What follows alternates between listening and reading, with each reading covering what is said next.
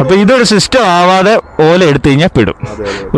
ഒരു കൺസിസ്റ്റന്റ് ആയിട്ടുള്ള ഒരു സിസ്റ്റം ആവാതെ ചെയ്യാൻ പറ്റുമെങ്കിൽ കസ്റ്റമേഴ്സിന് വേണ്ടിയിട്ട് അത് ചെയ്തു കൊടുക്കുക. അത്ര എനിക്ക് പറയാനുള്ളൂ. എടുത്തോരോ ഭയങ്കര മോശം അഭിപ്രായം എല്ലാവർക്കും. എടുത്തോര് ഇങ്ങനെ പറയാൻ തുടങ്ങിയാൽ പിന്നെ ആരെടുക്കാനാ? ഇത് ഇതിന്റെ സ്ഥാനത്ത് നിന്ന് ഇപ്പൊ ഓഫ് ആയി പോവോ, ഇപ്പൊ നമ്മുടെ ഡിസ്പ്ലേ ഹാങ് ആവുകയൊക്കെ ചെയ്താലും ഞാനും പെട്ടുപോകും. അതൊന്നും ചെയ്യാനില്ല. വണ്ടി കൊണ്ട് അവിടെ ഇടുക 3-4. ഇപ്പൊ എനിക്കറിയാം 2-3 മാസമായിട്ട് വണ്ടി കിടക്കുന്നവരുണ്ട് ഇപ്പോഴും ഉണ്ട് ഷോറൂമിൽ. അവസ്ഥയൊന്നും ഇതുവരെ മാറിയിട്ടില്ല. ഒരു രക്ഷയില്ല. പക്ഷെ ഈ വണ്ടി എടുക്കുന്നത് എല്ലാരും എന്നോട് എടുക്കണ്ടെന്ന് പറഞ്ഞിട്ടും ഞാനിത് എടുത്തത് നമ്മുടെ ഷോറൂമിൽ അവരെ വിശ്വസിച്ചു. എനിക്ക് വണ്ടി വിറ്റവൻ ജോലി മാറിപ്പോയി, രക്ഷപ്പെട്ടു പോയി. അപ്പൊ അതൊന്നും നോക്കിയിട്ട് കാര്യമില്ല. ഇനി ഏതായാലും മേടിച്ചു നമ്മള് ഉപയോഗിച്ച് നോക്കുക, ഇതുവരെ പോകും നമുക്ക് നോക്കാം. അപ്പൊ വണ്ടി നല്ല വണ്ടിയാണ്. ഷോറൂം ഒന്ന് സെറ്റപ്പ് ആവുന്നിടം വരെ ഇത് എടുത്തു കഴിഞ്ഞ് കഴിഞ്ഞാൽ പണി പാടും. ഇത് കംപ്ലൈന്റ് വന്നാൽ ഇത് ഷോറൂമാർക്ക് ഇത് റെഡിയാക്കി തരാനുള്ളതുള്ളൂ. അവര് ടെക്നീഷ്യൻ ഇല്ല. എനിക്കറിയത്തില്ല ഇതിന്റെ ഒരു ടെക്നീഷ്യനെ കിട്ടാൻ ഇത്ര പാടാണോ എന്നുള്ള കാര്യം. ഒരുപാട് പേര് ജോലി കേട്ട് പോകുന്നതായിരിക്കും.